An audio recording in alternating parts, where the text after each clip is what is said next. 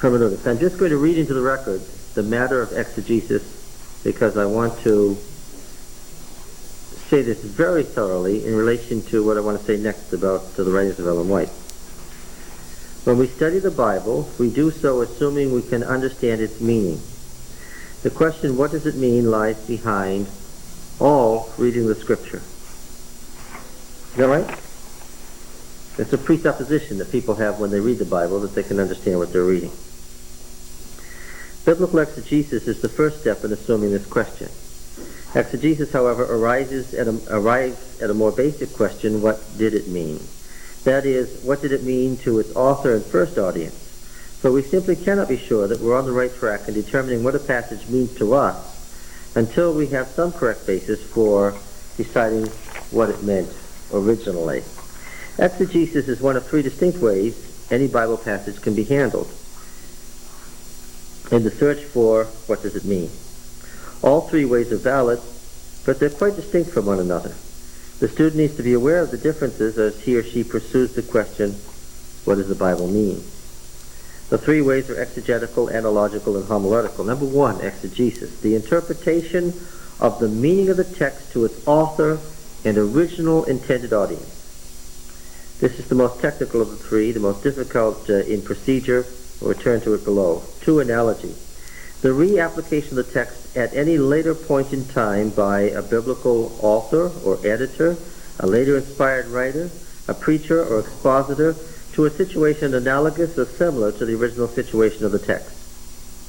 Historicism, get this now, historicism, as a method of interpreting predictive prophecy, is a prime example of the method of analogy.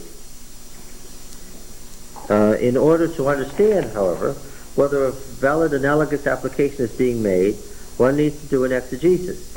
It is this step that is usually missed or misunderstood.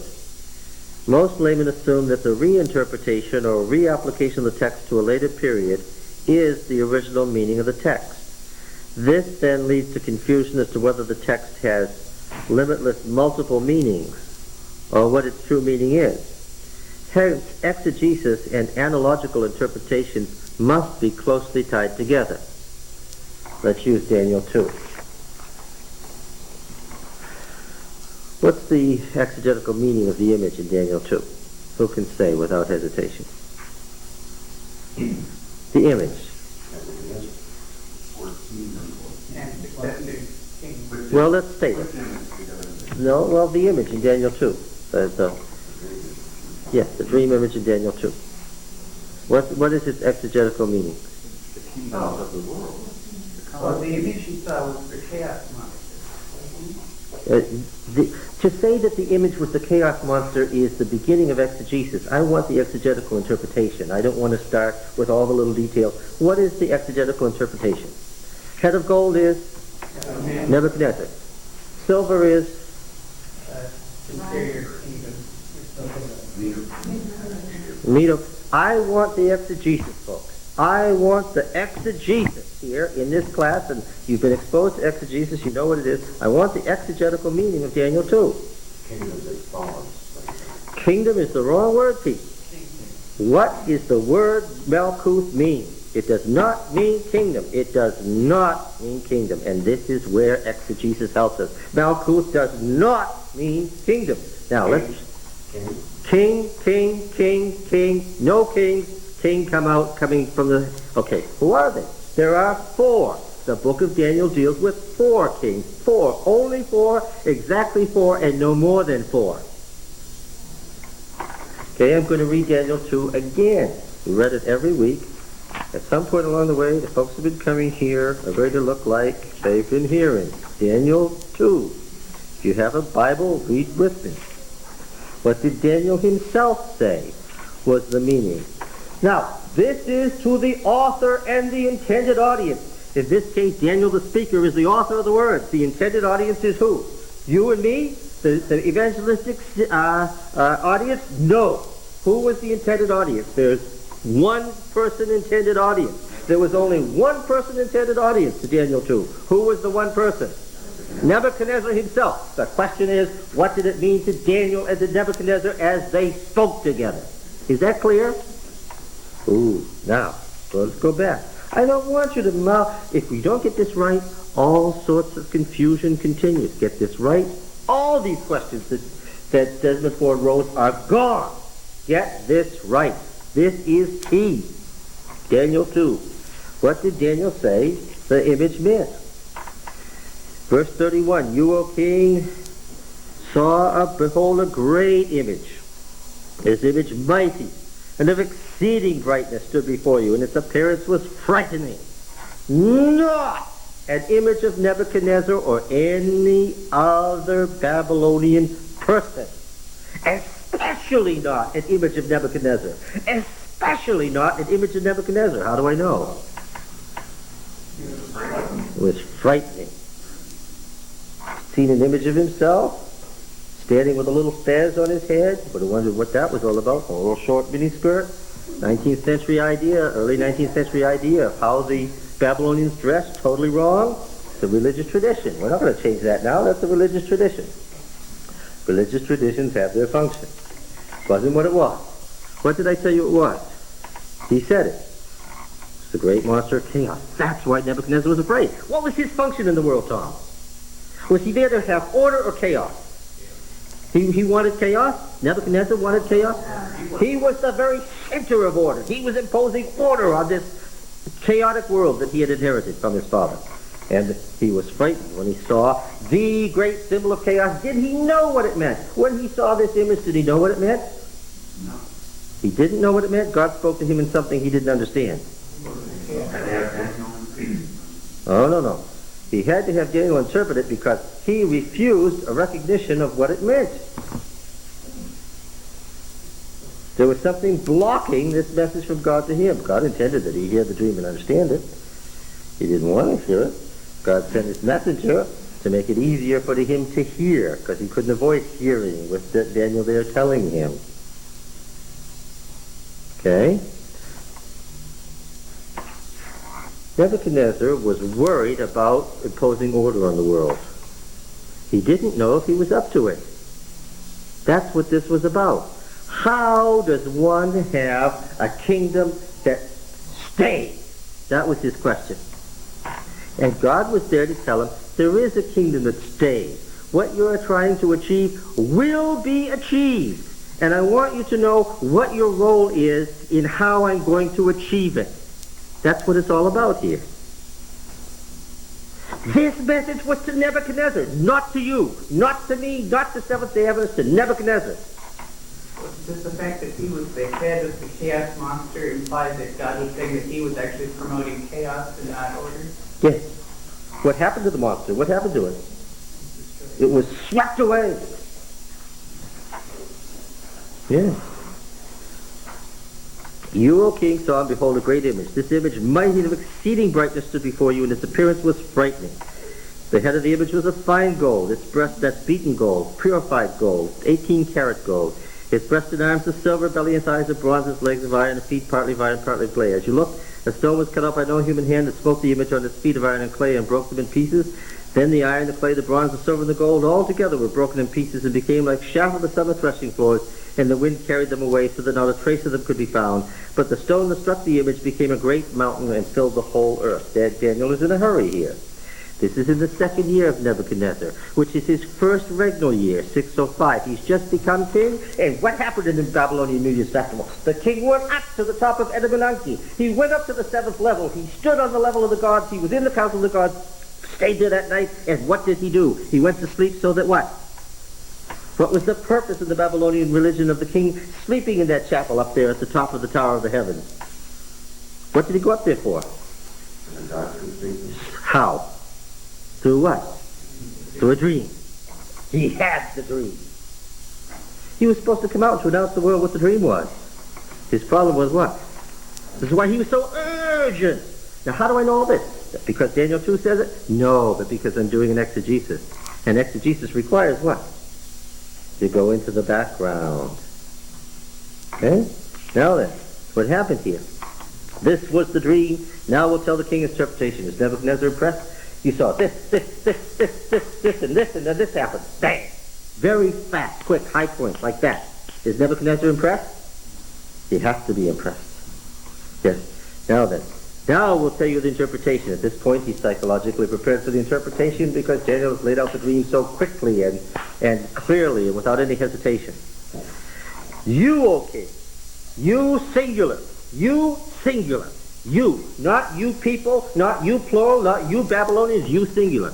Language counts in interpretation. This is an exegesis. You singular, you one individual person, Nebuchadnezzar, you are the head of gold. Not you Babylonians, not the Neo-Babylonian Empire, you are the head of gold. Okay? You, O king, the king of kings, to whom the God of heaven has given the kingdom, the power, the might, and the glory, and the kingdom is the central word in Daniel 2-7, into whose hand he has given, not that you got, not by force of arms that you and your father conquered, to whom he has given. It's important to Nebuchadnezzar. Wherever they dwell, the sons of men, the beasts of the field, the birds of the air, making you rule over them all, you are the head of gold. Nebuchadnezzar was the head of gold. Has everybody got that? Who is not the head of gold exegetically? The Babylonian Empire. Did you all get that? Exegetically, the Babylonian Empire was not the head of gold. What kind of an interpretation is that? An analogous one. Okay. After you, singular, shall arise another Malkuth, kingdom, a king reigning, another king reigning, because that's the term for a king reigning. It's the reign of a king reigning. After you shall arise another king. I could translate it this way. After you there'll be another reign. R-E-I-G-N, reign of a king. After you there'll be another reign of a king inferior to you. Question. Yes. How do I make sure that it doesn't mean dynasty? Because The word specific. Excellent. Because the word doesn't mean dynasty. Because they had a word for dynasty, and it's not used. Because the word precisely means the reign of a particular king. The reign of Louis XIV is not a dynasty. It's the reign of Louis XIV. Okay? After you shall arise another king inferior to you, and yet a third king of bronze who will reign over all the earth. And there shall be a fourth king, strong as iron, because iron breaks to pieces and shatters all things. And after all, who's the great strong king in Daniel? Who's the strong king in Daniel? No. Who is it? Who are the kings in order? Daniel deals with four, only four.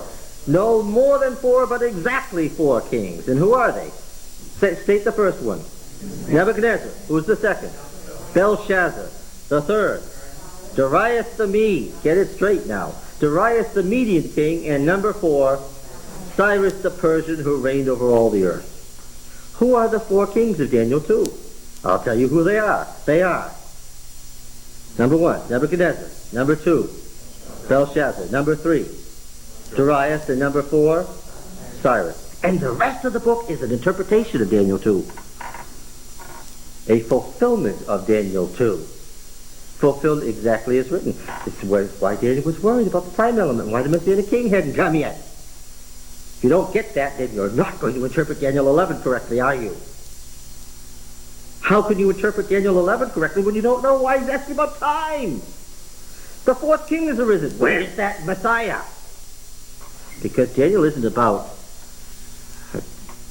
something far in the distance. Daniel asked about time in Daniel 9. He asked about time in Daniel 8. He asked about time in Daniel 10. He asked about time in Daniel 11. He asked about time in Daniel 12. Why is he so worried about time? Because the time has run out. He knows he's got only 70 years.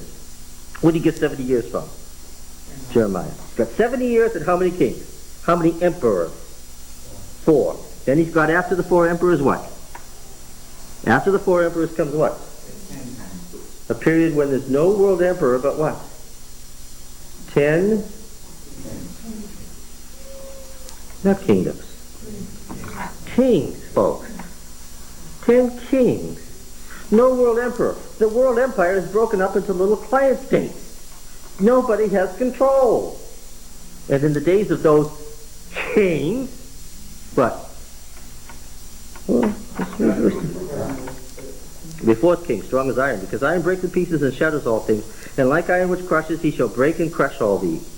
And as you saw the feet and toes, partly of potter's clay and partly of iron. He shall have a divided kingdom, but some of the firmness of iron shall be in it, just as you saw iron mixed with miry clay. And as the toes of the feet were partly iron and partly clay, so the reins shall be partly strong and partly brittle. And as you saw the iron mixed with miry clay, so they will mix with one another in marriage, but will not hold together, just as iron is not mixed with clay. And in the days of those kings, the God of heaven will set up a kingdom. Why are these kings marrying and intermarrying? What are they trying to do? They're trying to get a world empire. And in the days of those kings, the God of heaven will set up what? Set up what? Another king. Say it right this time.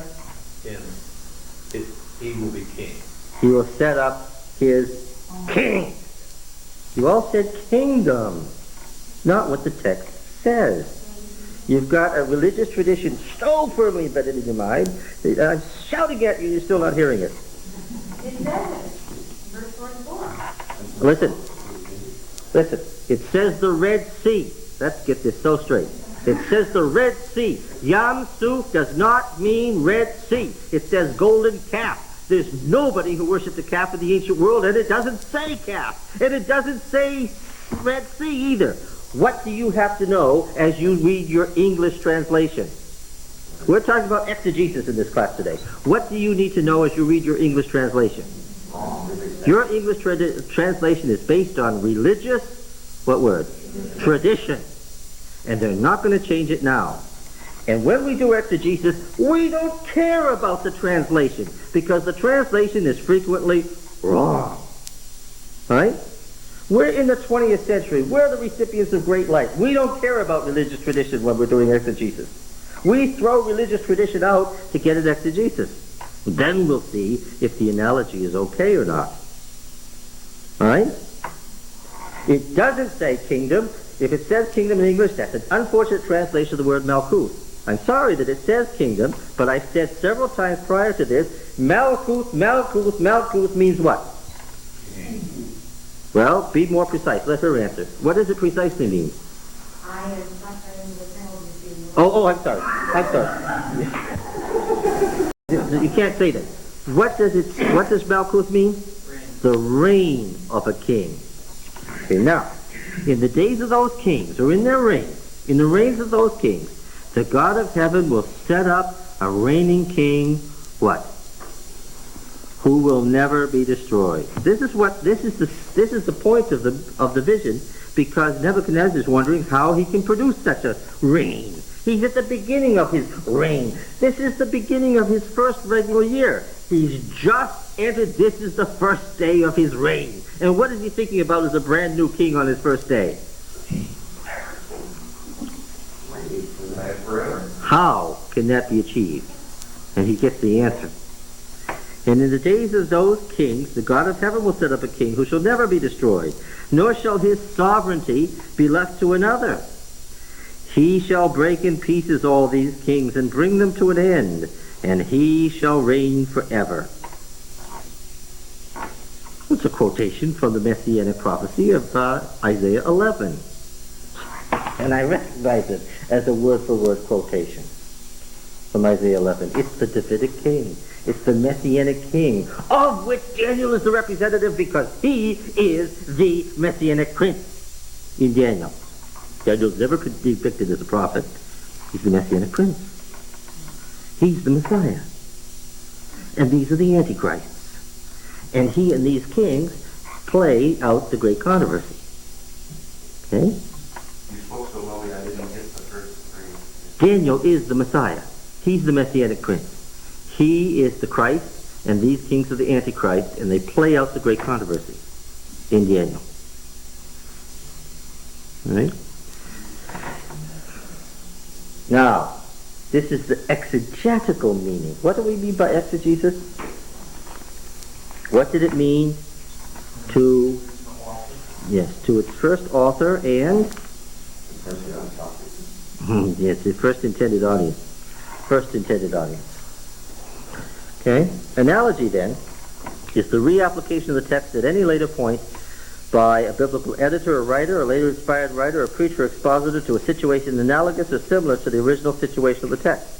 Historicism, I said, as a method of interpreting predictive prophecies, is a prime example of the method of analogy. In order to understand whether a valid analogous application is being made, one needs to do an exegesis. It's this first step that is usually missed or misunderstood. Most laymen assume, listen to these words, see if they apply. Most laymen assume that the reinterpretation or reapplication of the text to a later period is the original meaning. We proved that here today, haven't we? In Daniel 2, if I said, what's the head of gold? And after having said this at least half a dozen weeks in a row, you still say it's the Neo-Babylonian Empire exegetically, then I know that religious tradition has a hole in your mind. And that you think that's the meaning, and when I say exegesis, it's sort of a blank. Most laymen assume, and I should have said most, what should I have said? No. I shouldn't have said layman, I should have said what? What? Most people. Who should I have included in there? Well, not biblical theologians. No. You wouldn't find a trained biblical theologian anywhere who would say, oh, this is exegesis. No. I should have said most Bible readers. That way I could include pastors and teachers. Then this leads to confusion over the text had multiple meanings. You've heard of dual prophecy. No such thing as a dual prophecy. There's its exegetical meaning and what? It's analogous reapplication. Historicism is the spreading out of the exegetical meaning over history, so that when we make an analogy here, we don't have Nebuchadnezzar, we have what? Babylon. We don't have, and as soon as we have Babylon, what do we have following Babylon? We don't have another king, but another empire, and so we have Persia, Greece, and Rome. The 10 kingdoms after Rome. Okay? That historicism is based on the principle of analogy. Look. Go later on in Daniel to help with that too, right? What? So you go later on in Daniel to help to make that analogy. I mean, he had the beast that word kingdom, unless I missed that too. And then that helps them understand that you must be able to make an analogy of kingdom. We'll do an exegesis of Daniel soon. Now then, let's see. That was all about analogy. Homiletical usage. The use of a passage or phrase as an apt choice of words in preaching or writing that has no regard to the original meaning of the text or its relationship to the current situation. The writer or speaker does not necessarily intend to imply that the current situation is the exegetical or analogous fulfillment of the passage. Frequently uses of allegory and spiritual application, quite a field of the meaning of the text are seen in preaching and especially in devotional literature. Such a use of Scripture is valid as long as the writer and speaker and the audience knows what's being done. I feel that most people doing that, making a homiletical usage, don't know what they're doing.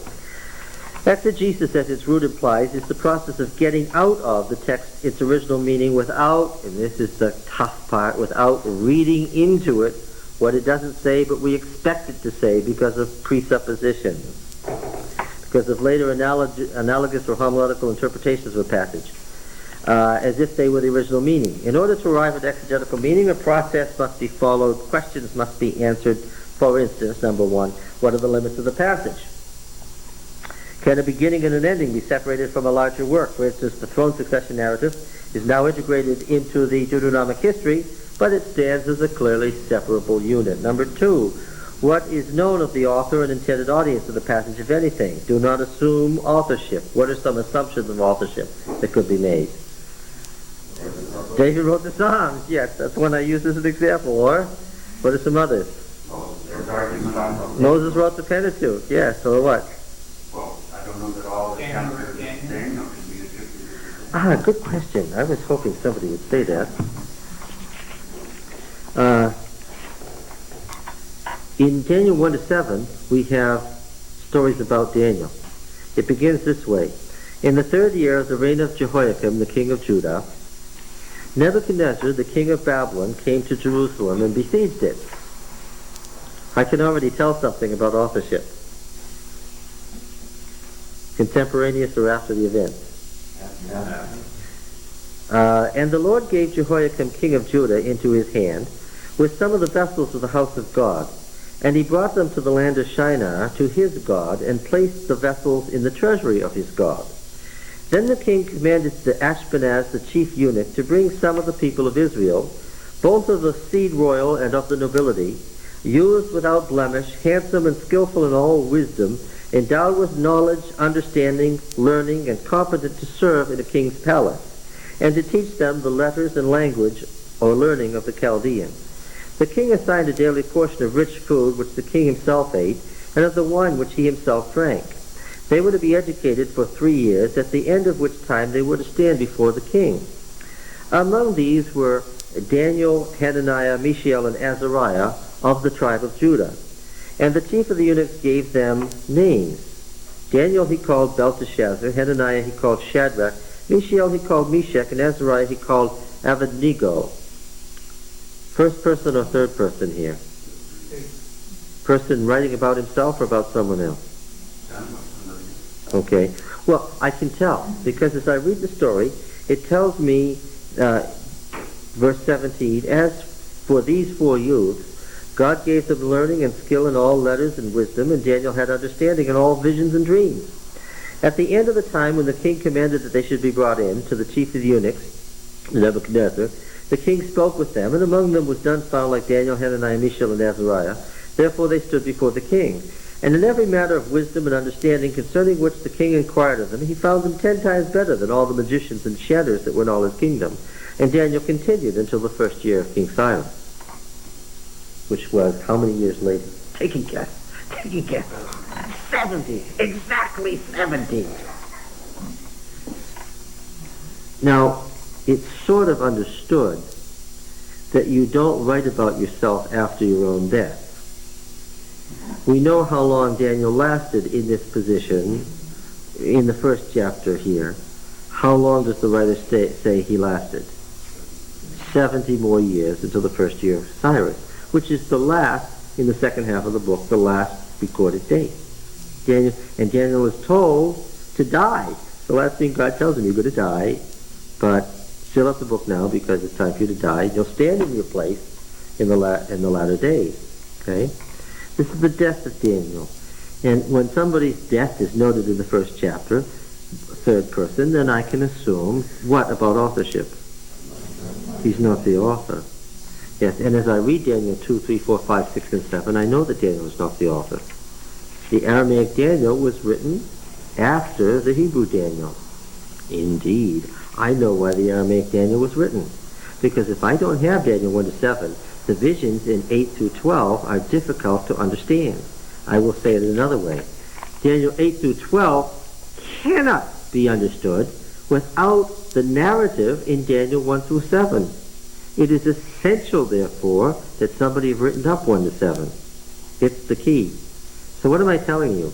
Which part of Daniel was written first? 8 through 12. Well, how about chapter 7? Isn't chapter 7 where Daniel himself is speaking? Well, let's see. Daniel 7 and verse 1. And this makes it explicit. I'm not just guessing. I know between who's writing and who's not writing by reading the opening verses of Daniel 7.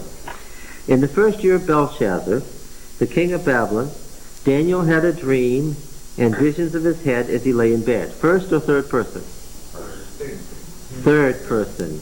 The same author who's been writing from Daniel 1 verse 1 is still writing.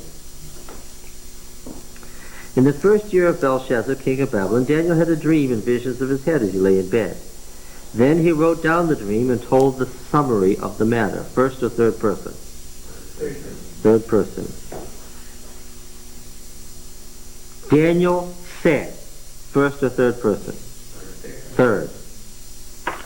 Daniel said, quote, I saw. What happens here? Still third person, but he's quoting. That's right, exactly. It's still third person all the way through. He's quoting what Daniel said. He's quoting Daniel's speech.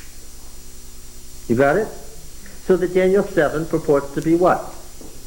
Purports to be the author's recollection of what Daniel said. So it said, then he wrote the dream, so maybe that's the start of the quote is the start of the material that Daniel wrote. Well, yeah. Daniel said, I saw my vision by night, and behold, four winds of heaven, on the great sea, the four beasts, and so forth. Yeah. He wrote down the dream and told the sum of the matter. He said. He said is a word that doesn't mean for writing. They have a word for quoting writing. He's quoting. This is very, very important. This word is not a quotation from what he wrote. It's a quotation from what he said. The author wants you to know that he has authority for telling you what was that vision, because what? Daniel himself said it in his hearing. The author is what? One of Daniel's disciples. Yes. Who tells you authoritatively about Daniel in Daniel 1 to 7. What's Daniel 8, however? Where the Aramaic ends and the Hebrew begins. In the third year of the reign of King Belshazzar, a vision appeared to me, Daniel, after that which had appeared to me at the verse. And I saw, right immediately, without any editorial introduction at all, from word 1, what do we have? We have Daniel speaking. Yes? The vision which I saw first referred back to the kind of Daniel stuff. Yes. The editor is integrating very carefully and very smoothly. Help me review the Daniel Revelation Study Committee. They have been that clear on the opposite of it. They're going to come to mush both. Yes.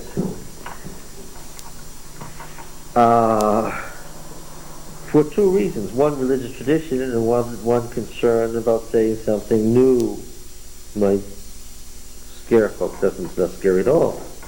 How much of the book is inspired? That's a different question. Right? Who said that if Daniel's disciple wrote Daniel 1 to 7, it wasn't inspired? Did anybody say that? Was there a rule at the beginning that said, this is the Bible? If the writer speaks himself, it's inspired. If another person writes about him, it's not. Is there any such rule? That's a fundamentalist rule, isn't it? Yeah. That's a fundamentalist presupposition. Not found in the Bible at all. Okay?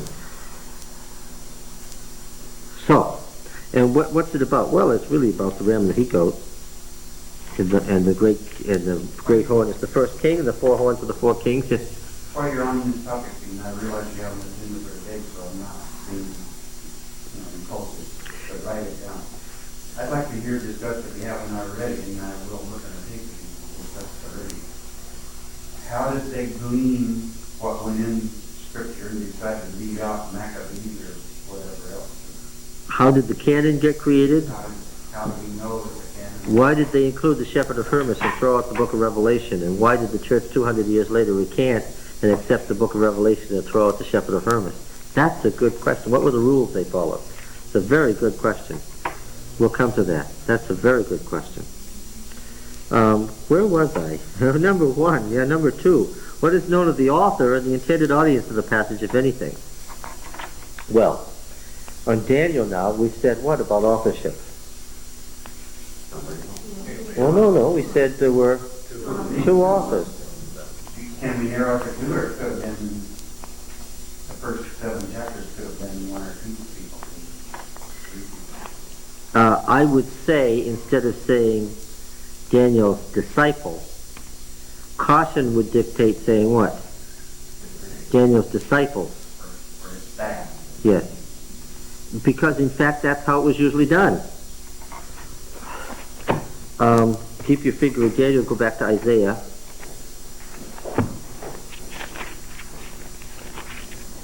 Now, Isaiah was a member of the royal house, you remember, and in constant trouble with his cousin, the king. And we have in Isaiah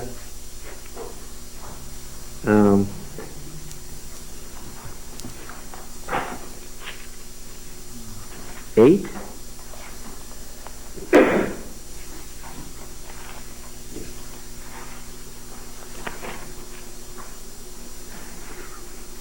What does he say here? Bind up the testimony and seal the teaching among my disciples. 8:16.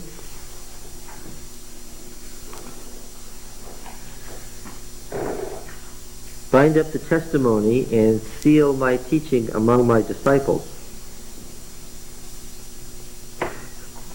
I noticed in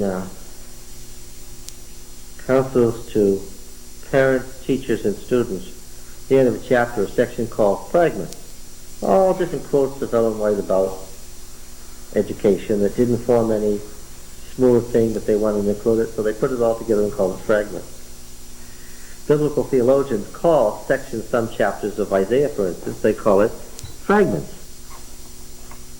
And it's usually attributed by biblical theologians to the prophet's disciples who remembered individual teachings that they thought were important. They didn't form any connected narratives, so they tend to form collections of them and throw them all together. And I was amused by that the E.G. White staff, without knowing it, had done exactly the same thing and chosen the very term that biblical theologians would later use for the same thing.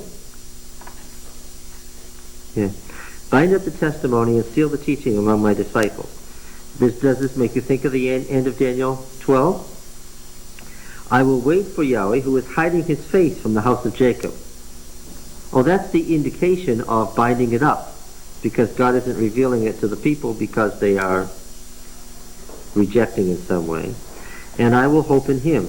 Behold, I and the children whom Yahweh has given me are signs and portents in Israel from Yahweh of hosts who dwells on Mount Zion. Now verse 18, where it says, Behold, I and the children whom Yahweh has given me, to whom does the prophet refer? Himself and his children. I may have led you astray in saying that. Yes, he does include, of course, his own biological children, Meir, Shalal, Hashbaz, and what were the other ones? His two sons and his daughter. His son was Shir Yashiv, Sha'ar Yeshuv, a remnant will return, and his son, the spoil is speeding, the prey is hastening. But Richard, is not just the two sons. Well, the sons were disciples by definition, but to what does it refer? Yes, because you know this. From ancient times, the disciples, the students of the prophet, his staff and his assistants were called what?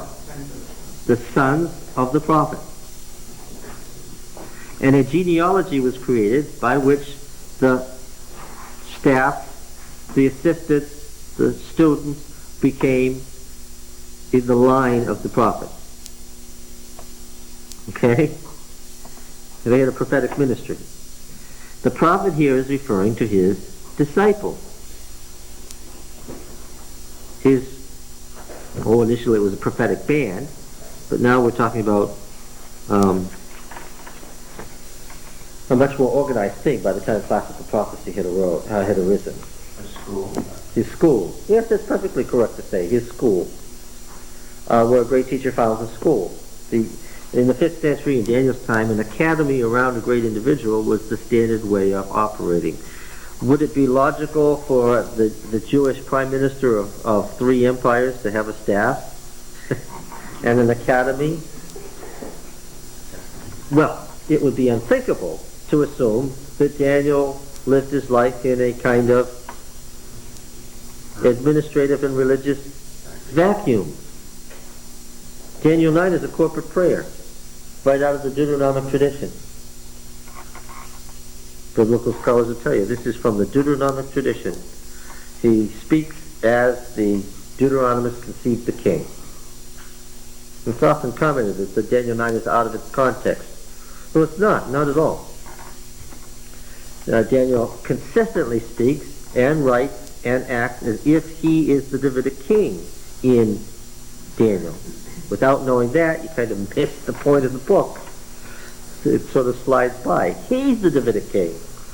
Well, he's not saying he's the Messiah. He's the type, if you want to use that word. Well, Messiah meant anointed one. Yeah. It refers to the kings as well as Jesus. Well, yeah. Well, he was the messianic, the Davidic personality of his day. Okay. All right. All of this about Daniel just because, how did I get here? What were we talking about? Oh, author and intended audience. Do not assume authorship. It's not acceptable to assume Moses wrote the Pentateuch, David the Psalms, Solomon the Proverbs. Such late religious traditions have nothing to do with exegesis. Number 3, what can be deduced about authorship and intended audience from the passage in question if you don't know anything? For instance, we said all this temple language, temple terminology, emphasis on religious calendars and feasts and laws, hundreds, thousands of laws, identifies for us that P is what? We know P is a priest because we can read the content and see from the content that P is a priest. No question about it. Right? All right, so we can deduce something about authorship by reading the content. We deduced something about authorship just now by reading Daniel, didn't we? Yeah. Daniel 2-7 is a chiasm. It's all about the kingdom, how the kingdom is coming. Okay, you find the things in 2 that you only find in 7, 3 that you only find in 6, 4 and 5 are parallel to each other as the Babylonian king who did and the one who didn't. Yes. Deducing something about authorship is something that you wouldn't think of doing if you were a fundamentalist or a verbal inspiration, because then God is just dictating anything and you don't have to know anything being a prophet. God will tell you everything. Near the end of this thing on exegesis, I said that the problem with biblical theology is that the folks who read the Bible, the lay folks who read the Bible, and the pastors who read the Bible with interest, trying to know what it means, are unconsciously what? Fundamentalists. And so they don't ask these questions. It never even occurs to them to ask these questions because they're fundamentalists. Did you notice? We're going to read a little bit of this today. Did you read this? Elder Washburn was really incensed about this 1919 Bible conference. And he said something about it. But Elder Daniels had reported to Elder White, I think I can truly say that at the close of this important meeting, we stand together more unitedly and firmly for all the fundamentals than when we began the meeting. Did Elder Daniels use the term by accident? What did he mean by we stand more unitedly for the fundamentals than when we began? What did he mean by that? He's talking about fundamental doctrine. No, he wasn't. No, that's the point. He meant what? Fundamental. Yes, he was, remember, this is 1919. He was writing to Elder White saying what? Elder White, we're united on all the fundamentals. Don't worry about it. Okay? Yep. And however, Elder Washburn, 3 years later, under the authority and sanction or permission at least of this so-called Bible Institute, teachers were undermining the confidence of our sons and daughters in the very fundamentals of our truth.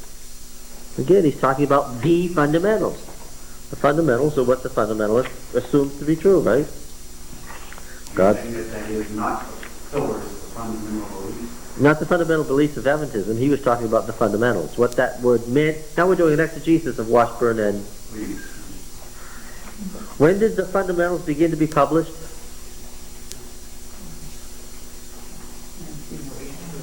1905 through 1912. 1912, the 3-volume set, The Fundamentals, came out. 3 volumes. We should try to find...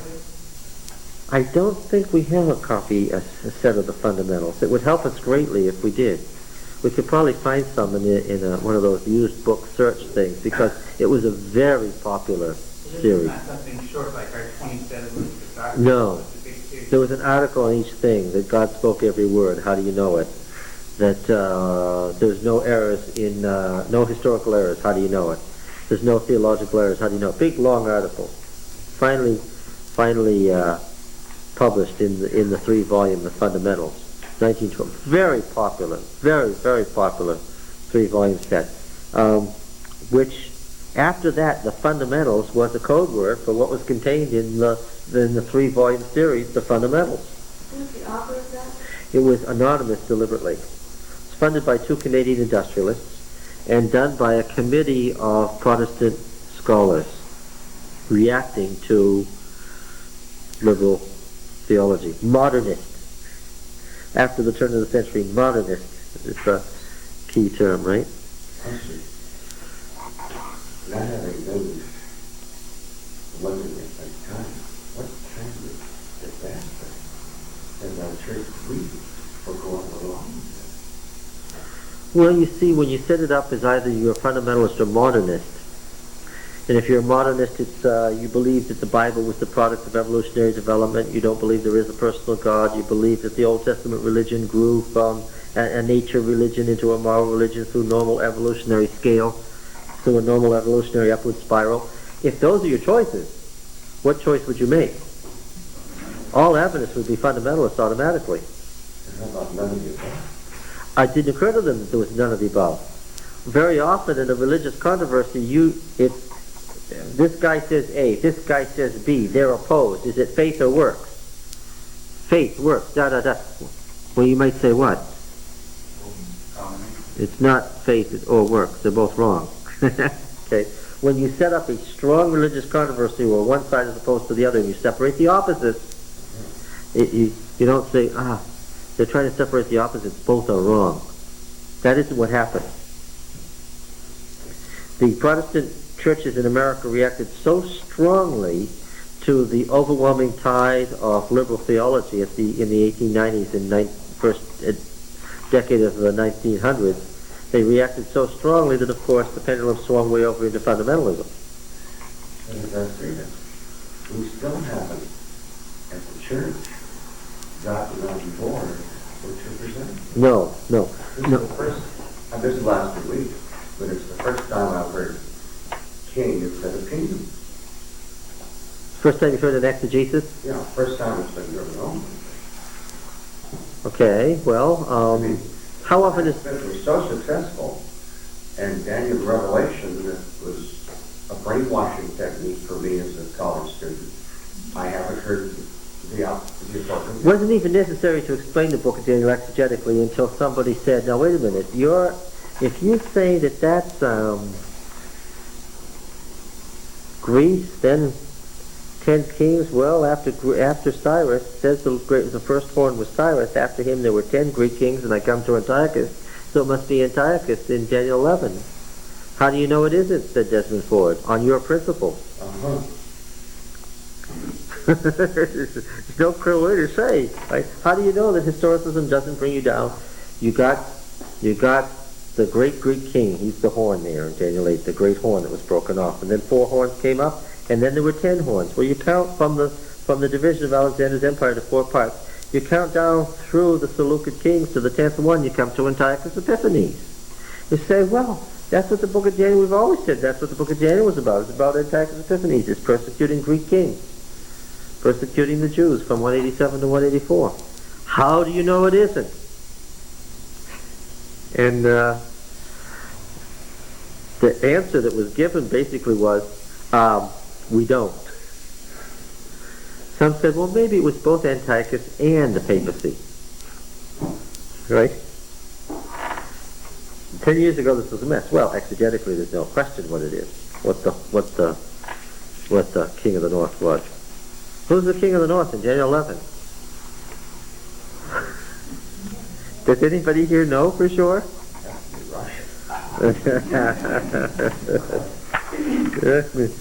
Did you notice what the list of things they were going to study was? This is at the bottom of page 3 and the top of page 4. The very last paragraph on page 3 reads, 2 years later Wilcox renewed his call.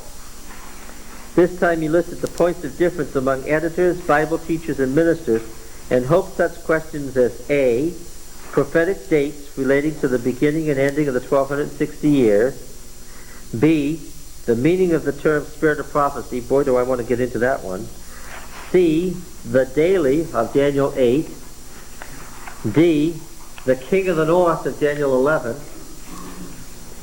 Eleanor, why was it an issue, the king of the north? Who did they say the king of the north was? Turkey. the Ottoman Empire back in the Millerite days. Then Turkey had transmigrated all the way over till it was united with Germany. So now Germany and Turkey, the bad side of World War I were the fulfillment, and the gas and so forth from World War I was the plague. Okay? So this generation of Matthew 24, more than 40 years had passed, everybody figured out, since 1844, or since the falling of the stars, or since anything. More than 40 years had passed since anything. So what did this generation of Matthew 24 mean? And the plagues of Revelation 16. The question was, is World War I the fulfillment of the plague? Got it?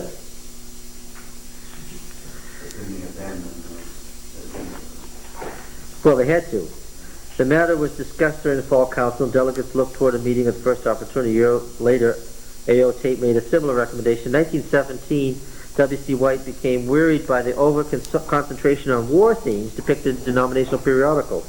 He wondered if the denomination then had scholarship sufficient to develop prophetic themes broader than the immediate war situation. Looking back, I would say no. The answer to Elder White's question was no.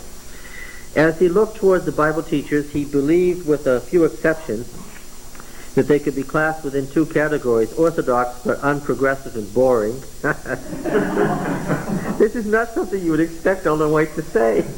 I was appalled when I first heard this. Or B, progressive and interesting but not orthodox. He called for a systematic method of improvement and urged that a summer Bible school be conducted annually. Very interesting. Getting back to exegesis, which is what I try to get through here. What can be deduced about authorship from the passage itself? Number 4, what can be deduced about the original date and origin of the passage? At what date may it have been edited for a different purpose than that which it was originally written? Number 5, what's the original reading of the passage? What do I mean by the original reading? Since every Bible passage has textual problems, what light has textual criticism shed on the original readings of the passage? How do later corruptions illuminate the changing interpretation of the passage? Sometimes the corruptions reflect their misunderstanding of what they thought the passage meant. Okay? Here a knowledge of textual criticism is essential. Establishing correct readings in corrupt passages may alter the entire meaning of a passage. Number 6, what is the literary structure of the passage? Said Daniel 2-7 was a chiasm. Okay? Knowing the literary structure is going to alter what I think about it.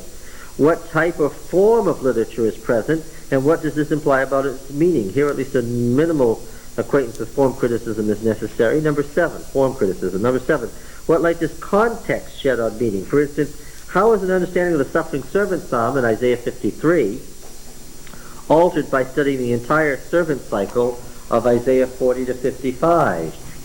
Okay, I'm going to ask you a question. What does Isaiah 53 refer to exegetically?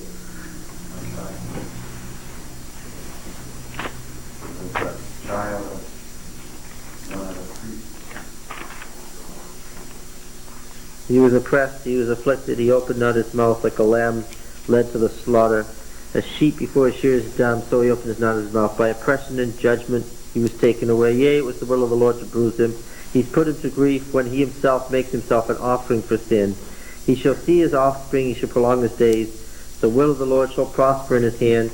Well, Isaiah 53, about the suffering servant, I have to read the whole servant cycle. Isaiah 40 to 55, I have to look at every servant passage. And I guess I'll have to look at every passage about the servant prior to Isaiah, won't I?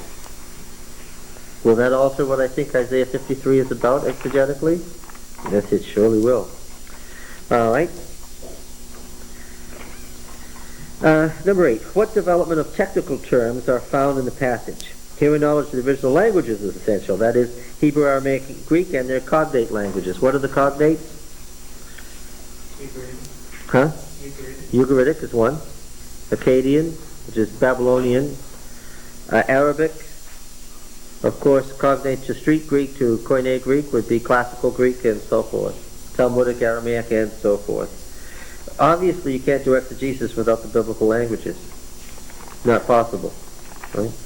Yes? That's the case. Anybody else thinks, tell me what I actually, made reference to. We talked about the chiasm in Genesis, where we saw that the entire flood story was a chiasm, with its 10 panels. Yeah, we saw the chiasm in the fall, where the whole chiastic structure revolved around 3 words at the center, and the 8th. Remember? Where the order is reversed from God, man, the snake, to the snake is the ruler, man listens, and God is relegated, and then it returns back to God, man, and the snake, the mirror image, where leads up to the center point and goes away. Daniel 2 is balanced by Daniel 7. In Daniel 2, you have the image with its 4 separate parts, representing the 4 kings. In Daniel 7, you have the 4 beasts representing the 4 kings. They're parallel to each other. Daniel 3 is where the 3 are faced with death, remember? And the messenger of the Lord appears and saves them in the fire. That individual, that phrase, that title, that office appears only once else in Daniel. In its parallel chapter, in Daniel 6, where Daniel goes to the lion's den, and the same figure appears to rescue him. 2 balances 7. 3 balances 6. In chapter 4, you have the king warned that if he doesn't repent, he's going to be destroyed, and he repents. In 5, you have the king warned that if he doesn't repent, he's going to be destroyed, and he doesn't repent. The 2 kings are set in opposition to each other. And right in the middle is the pinnacle, where the whole point of Daniel 2 to 7 is found in 1 word, in 1 sentence. The Most High rules the kingdoms of men and gives them to whomever he chooses. That's the whole thing about Daniel 2 to 7. That's its theme that it's about. God's in control. Yes, and all these kings are the kingdom of God present. Is the kingdom of God present or yet to come in Daniel 2 to 7? These are opposites, of course. We always know how to handle the opposites. Is the kingdom of God present or yet to come? It's present because God has given the kingdom to these kings, and what? It's yet to come because these kings are forerunners of the king who is coming. So it's here and it's yet to come. Okay? The kingdom is the key phrase in Daniel 2 to 7. You go through and you circle the kingdom or the king every time you see it and see what you've got. You've got pages full of circles. This theme statement. 9. What connection is there between the words and phrases of this passage and their antecedents elsewhere? Specifically, what relation is there between the religious and or cultural ideas of the time and this passage? Here, a very considerable knowledge of the ancient cultures and religions is necessary. For example, without a knowledge of the Canaanite religious myth, we wouldn't understand the cosmology of Daniel at all. Number 10. Could we interject an idea here?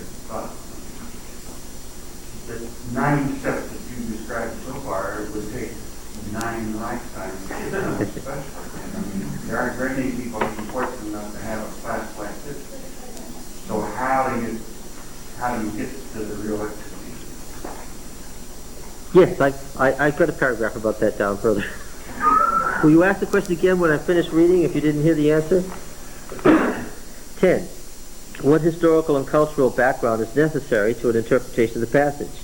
Here, a background of the general specific history of the ancient world is essential. For instance, a student would need to know a tremendous amount of information about the 9th and 8th centuries BC and the history of Israel to evaluate the beginnings of classical prophecy. Right? All right, 11. What reliance on or development of other or prior biblical literature is present? How does the author use or develop other biblical themes and motifs? Here, a thorough knowledge of the exegetical meaning of other parts of the Bible is essential, and tradition criticism comes into play. Number 12. What new or distinct ideas, themes, terms, words, theological ideas are unique to this author and passage, and why? How are they related to ideas found elsewhere? 13. What reuse of the material is evident by its editing into its current framework? How does this alter the meaning of the passage? For instance, how is Amos's denunciation of Bethel altered when the book is edited from an anti-Israel to an anti-Judah work? 14. What is the theological purpose and date of the editorial layer? A separate exegesis has to be done for the editorial work, just as it was done for the original core work. For instance, how does the Deuteronomic historian alter the meaning of the original collection of stories about judges? And he does, and deliberately. 15. What later interpretation or reapplication of the material is found within the canon, and why? What does this show, this reuse show about the passage and how it was understood at a later time? Only when the entire canonical literature is surveyed do we have a truly biblical exegesis. Can't stop at what Hosea said. Have to look at how Matthew used Hosea before you're finished doing biblical exegesis. All right? Now then, clearly exegesis is a scientific pursuit. As we said, there are many passages where we cannot arrive at any definitive exegetical meaning. Many questions remain. It's apparent from the foregoing that true exegesis is the work of a biblical theologian. True exegesis is not done by laymen or indeed by most pastors.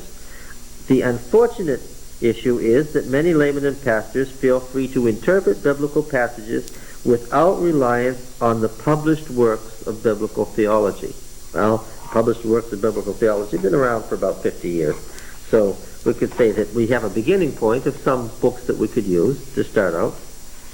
Exegesis, we've said, is part and parcel of modern biblical theology. Biblical theology with a capital B and capital T. It's a kind of theology, biblical theology. It rests on the knowledge of the biblical world, that world as it's been resurrected largely within this century. However, a problem has arisen since most laymen and pastors who are interested in reading the Bible are fundamentalists, many of them unconsciously. By its very nature, exegesis cannot be done under the presuppositions of fundamentalism. Point making. For at times, exegesis deepens and clarifies positions already held, explains and answers questions already raised. But exegesis just as often raises new questions and new issues. Hence, we can never say that we have arrived exegetically. This means that there's always a present truth as to the meaning of the Scripture when we're doing an exegesis. At times, the Church needs to adapt its prior interpretations to specific passages to new understandings of the text. For our beliefs are to be determined and informed by the meaning of Scripture and not the reverse. Only in Catholicism is pure religious tradition accepted as the normative source of truth. Okay? Though, in fact, prior interpretations frequently do form a basis and barrier to exegesis within Adventism. And lastly, biblical theology expressly forbids the method of stringing individual proof texts together without regard to context. This approach allows for endless and disastrous combinations of texts that can be created to result in almost any doctrine. While this method may be useful in constructing Bible studies for beginners, that is precisely where the method belongs, at the beginning level only. Laymen and pastors have been exposed to Bible truth for many years, should be beyond the proof text level, and should be reading the available works of biblical theology. Okay? Well, what are some of those? Well, you know I'm going to give you that list of 200 suggested books any minute now, Roy. We have a half a dozen of them already, right? Bonnie, what did you find out? You were reading Bright's History of Israel, and what did you find out? I found out that Israel was not comprised of only the people who were in Egypt, that other nations assimilated into and became Israel. Israelites, and were included in the genealogy and were said to be descended from Abraham, even though biologically, what? The Shechemites were there. Israel took them over. And by definition, what did they become? They became Israelites. Yes. Okay. But they didn't kill everybody, like we kind of think in our Bible stories happened when they went into these places and were victorious. They killed a few of the Canaanite city-states that deliberately stood in their way and tried to resist them.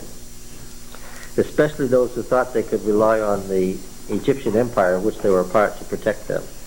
But the great majority of the Canaanites did what? Did we give up? Yes. Yes. Faced with an overwhelming Hebrew invasion, what did they do? They said, okay. Whatever you say. All right, now then. And tried to keep what they could of their traditions, I'm sure. Oh, yeah. This is why a lot of the rules and regulations came down, you think. Yes, that's why the law of Moses is so long. And that kind of hard to say the apostatize then all the time when, wouldn't it be kind of unfair to say that? When they gave in because, hey, look, they're overwhelming odds, but they really didn't give up their position. No, and that was the danger, and that's the danger that Deuteronomy addresses itself to, which we will discuss at great length shortly. That's right. That's right. It wasn't the descendants of Abraham anyway who left Egypt. It was some of the descendants of Abraham and what?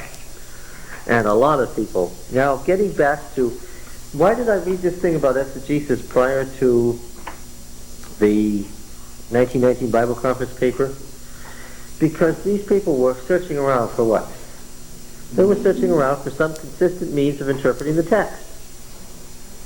They wanted to know who the king of the north was in Daniel 11.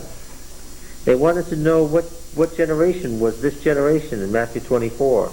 They wanted to know how you could recognize the plagues of Revelation 16, or what was the meaning of the daily in Daniel 8. What kinds of questions were they asking? Questions they really couldn't answer Yeah. because they didn't have what we know. Okay, say it precisely now. You said it correctly, now say it precisely. What kind of questions were they? Use a technical term. They were asking exegetical questions. Look, when you want to know what's the exact fulfillment of the 1260 days in Daniel 7 and again in Revelation, what exactly does the term spirit of prophecy mean in Revelation 12:17 and 19:10? What is the meaning of the daily in Daniel 8? Who is the king of the north in Daniel 11? And what generation is referred to as this generation in Matthew 24? What are you asking? In every case, you're asking an exegetical question. Being historicists, they were already used to analogical fulfillments and presuming that those analogical fulfillments were the meaning of the text. You get it? And now they had a problem. Okay, let's look at Matthew 24 as a primary example. This is an excellent, excellent example of the problem.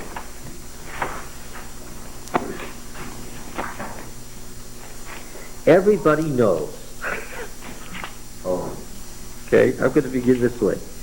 Everybody knows what Matthew 24 is about. Okay? I'll start that way. What? No, we're not going to do any second thoughts yet. Everybody knows. Every Baptist knows. Every Adventist knows what Matthew 24 is about. Right? Right? When I say everybody knows, right away, what are we talking about? Religious tradition. Right? Jesus left the temple and was going away. Now, we talked about the temple. We looked at pictures of the temple. Right?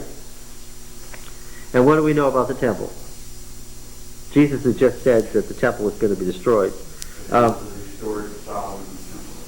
Herod had extended it beyond what the Maccabees had extended, that they had extended beyond what Ezra extended, and by the time it was done, what did I say? It was the largest man-made structure from the ancient world. Why wasn't it listed as one of the 7 wonders of the ancient world? Well, the man who made that was a pagan. There's certain built-in prejudices, right? You can't go by his deal. But it was the largest man-made structure in the world. When Jesus said, well, as he was going up, as he was going away, his disciples came to point out to him the buildings of the temple. And why did they want to do that? They weren't sure, of course, that he had said what they thought he'd said. They couldn't believe that they'd heard what he had just said correctly, so they wanted to make sure. They were pointing out the buildings of the temple to him. Okay? And this is the largest structure in the world. Jesus had said it was going to be destroyed. Made out of granite. Yeah, I mean, there's these 90-ton rocks because you can't get a knife between. They didn't have any bombs or anything like that. If Jesus said that to you and me, what would we have to assume? Got bombs. What event must he be describing? Got to be describing the end of the world. It's the only way that you could destroy the temple. So, the disciples came to point out the buildings of the temple, but he answered them, "You see all these, do you not?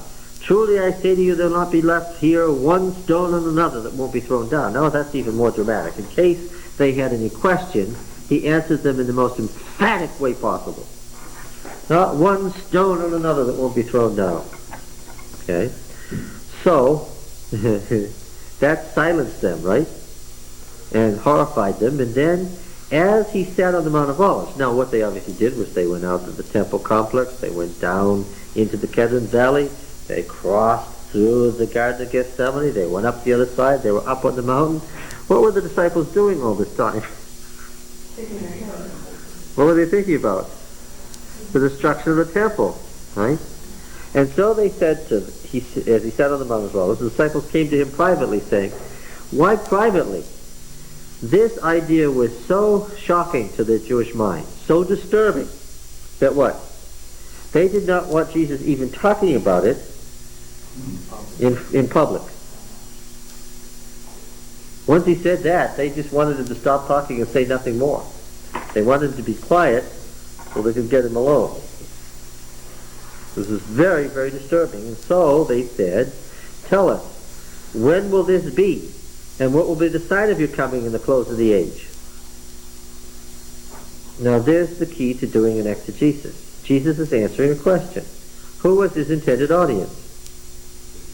His disciples. In this private conversation. Once you get that straight, everything else with this generation, I know the answer. I know what generation. I've already got the answer. I haven't even got down to this generation yet, but I know the answer. What generation is it? The generation to whom Jesus was speaking. They said, "When will this be? And will it be a sign of your coming in the close of the age?" They made a giant assumption in answering the question. Do you see it in the question? Tell us, when will this be? What was the "this be" that they were referring to? Destruction of the temple. And they went right on, and what will be the sign of your coming in the close of the age? That contains in it an assumption. And what's the assumption? Yeah, that when we talk about the destruction of the temple, we are talking about what, by definition? Did Jesus say that?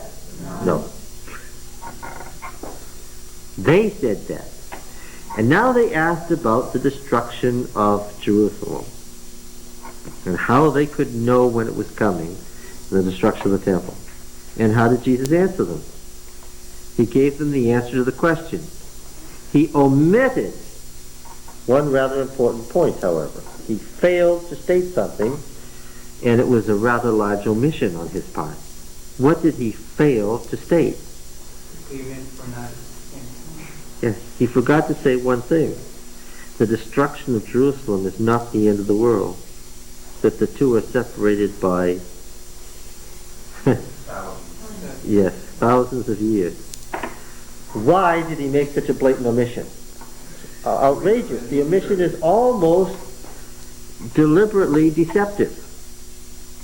How could our Lord have made such an omission? Do we know that he did, or that the person who wrote it down did? Well, of course, the synoptists, all three of them, record this sermon at great length, and they each give us little additional sayings from their own viewpoint, but we get a general picture of the sermon that's pretty clear.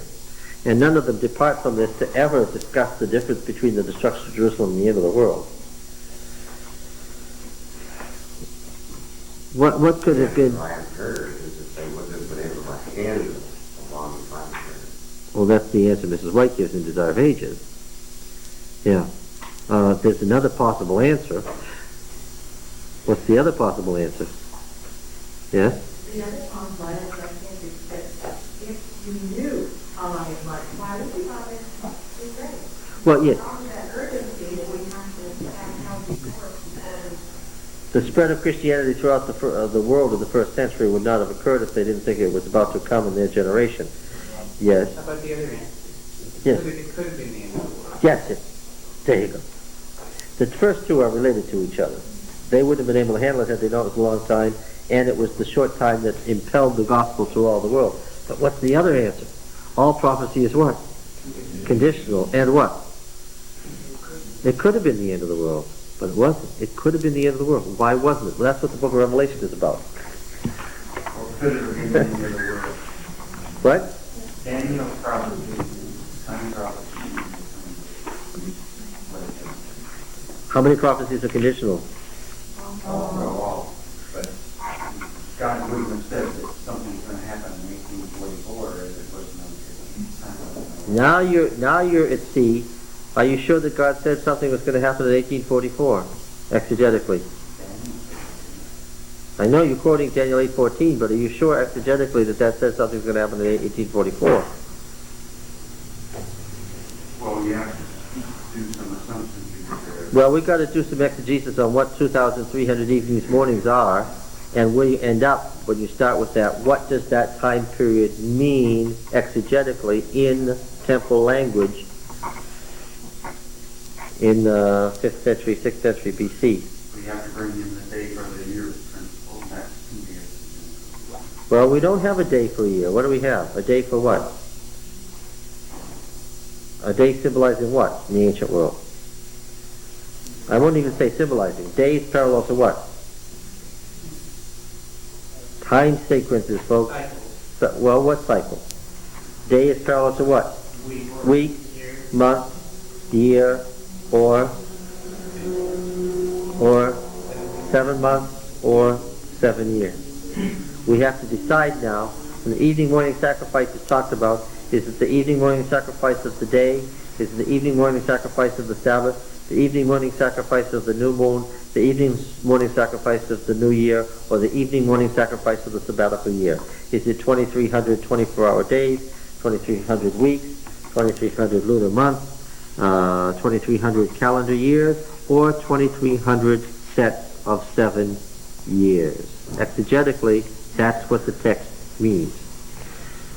In other words, we don't know it. I gave you the possible choices. Oh, you sure did. Well, then The last one, we have a lot more time to go, yes. Well, Find out if well, we'll talk about that. As soon as we do an exegesis of Daniel, which we're verging on, right after we do the Deuteronomic literature, all we have to do is move from Deuteronomy to 2 Kings, which is a fast slide. Then we'll do Daniel. Okay. So the answer to the question, what kind of questions were they asking? They're asking what? Exegetical questions. That they couldn't answer. That they couldn't. Yeah, I think the answer to that is that your observation is quite correct. They couldn't answer the question. Where did? But what's happened is we can better interpret this specific issue than what they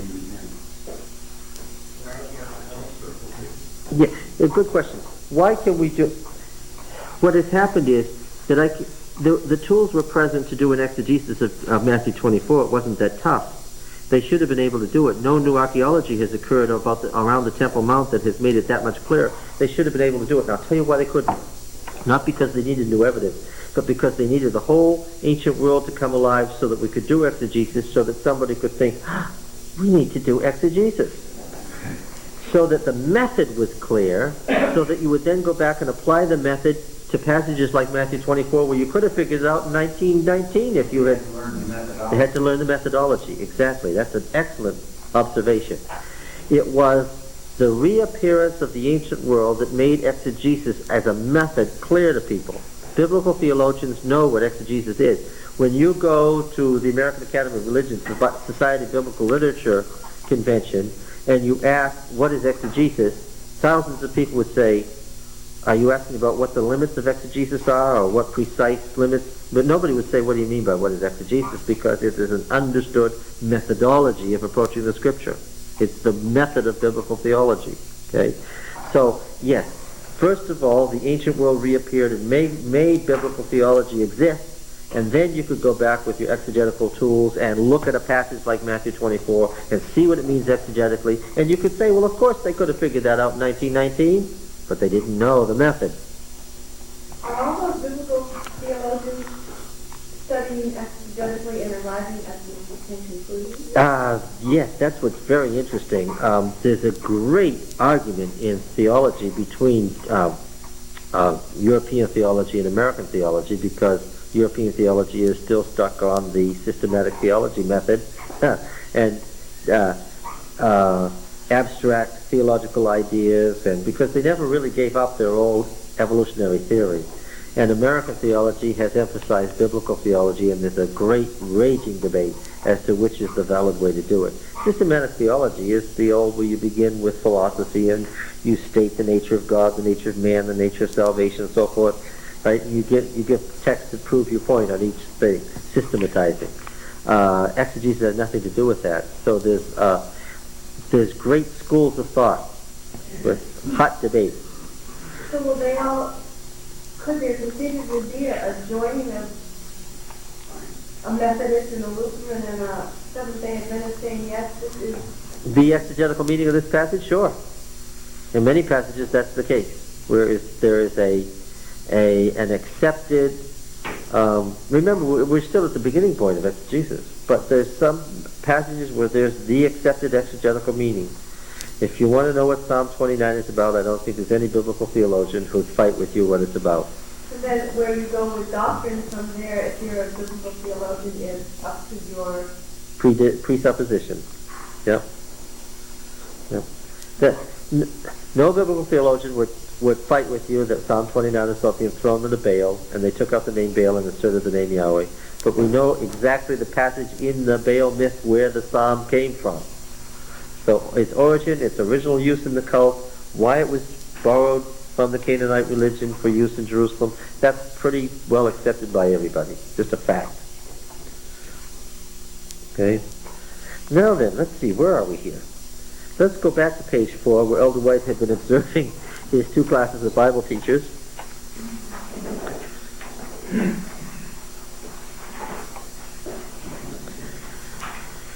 Remember now, the First World War is the beginning of Armageddon. The events of the First World War is the pouring out of the plagues. The King of the North in Daniel 11 is Germany and Turkey. The daily of Daniel 8 is either being the... Can you say the two interpretations of the daily now? Well, that's who took the daily way. The daily was the daily ministry in the temple, right? And there's this paragraph in Daniel 8.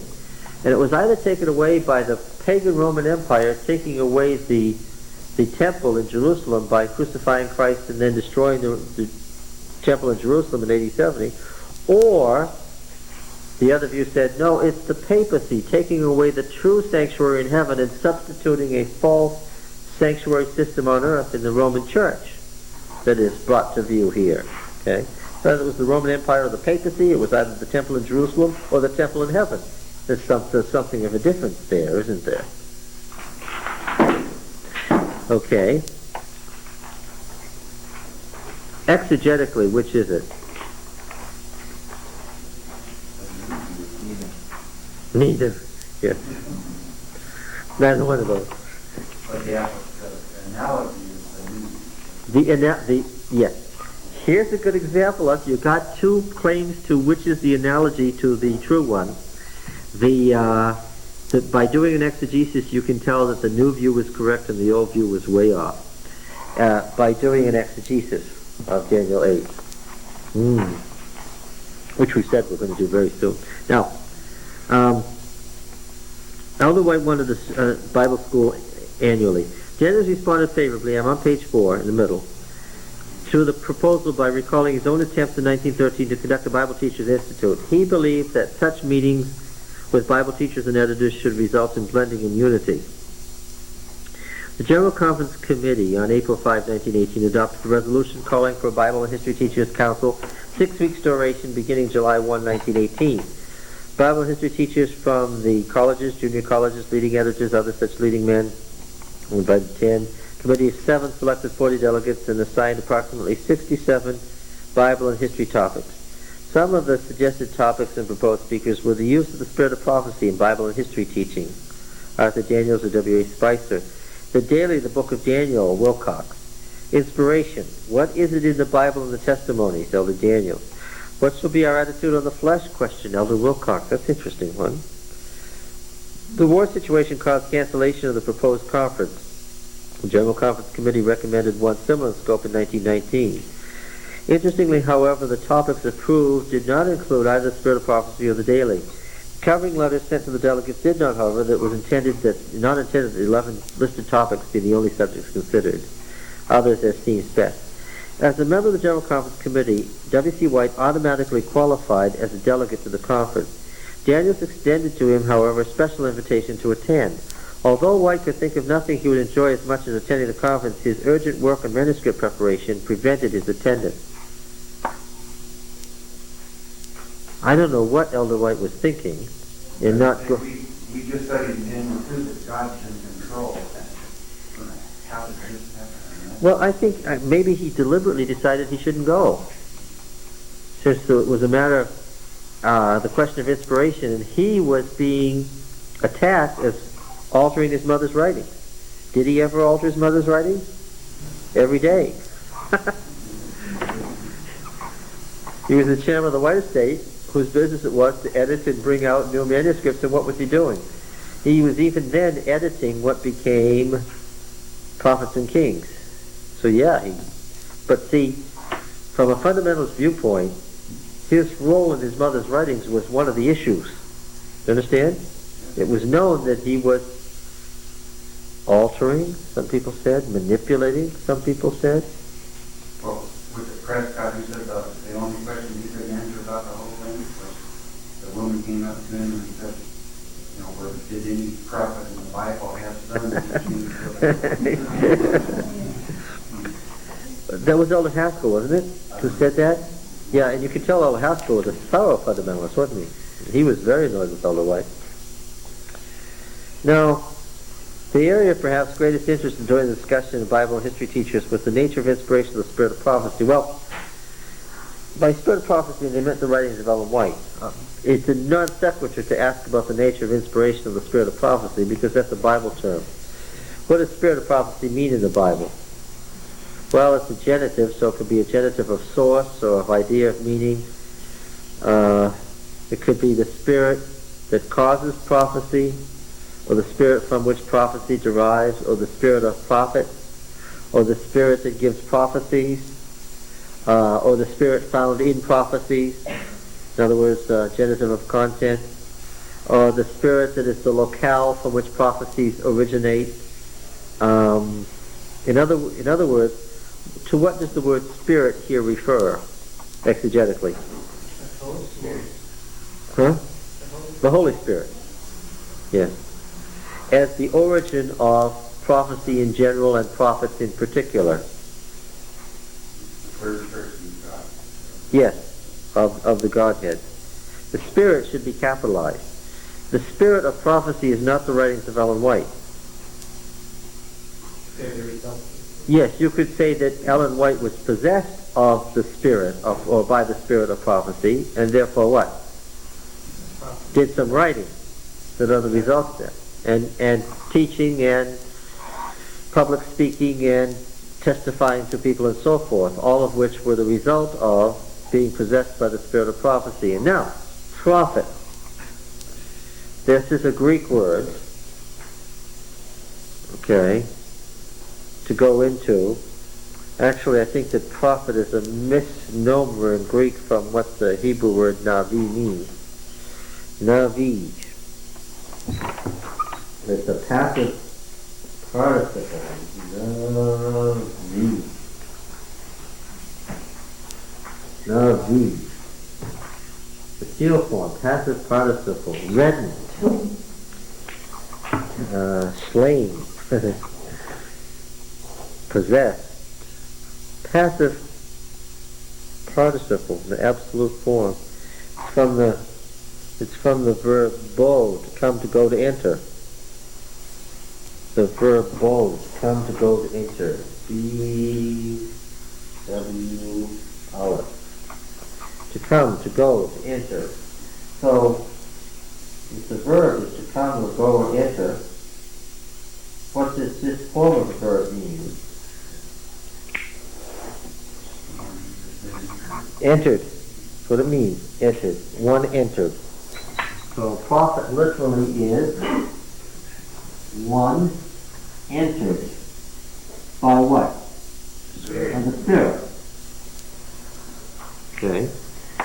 So this term that derives from systematic theology, this unfortunate term, but after centuries we deal with these terms because they're there. Inspiration. Let's be very technical now. How much of the Bible is inspired? Let's be very technical. How many of these words are inspired? These words are inspired. None of them. I want to be very technical. How much of the Bible is inspired? None of it. Well then, how does inspiration relate to the Bible? The writers were inspired. And the Bible is the result, one result of that inspiration. There were other things that happened at the time that we don't see now because they were historical events that were also the product of that inspiration. Now, this somebody asked a couple of weeks ago when we were talking about sources in the writings of Ellen White. Well, how do we know which of Mrs. White's writings are inspired and which aren't? What's the problem? There's no such dichotomy. It doesn't exist. They went round and around and around talking about this, and they got nowhere. They were missing the point, which is what? Mrs. White was inspired, possessed by the Spirit, capitalized, of prophecy, and the result was that she gave testimonies, she had visions and dreams, she gave sermons, and she prepared writings, all of which were the result of being inspired. Okay? Yes. Yes. It's interesting that one side decided that someone's inspired and someone wasn't, so they left. The other side said every word was inspired and you make up the top mark wasn't, so they left. Yes, that's true, isn't it? Some wandered away for the opposite reasons from the others, and they split the opposites and said all or nothing, and what happened? They found an error and said what? Since it has to be all or nothing, we found an error, then what? It's got to be nothing. Yeah.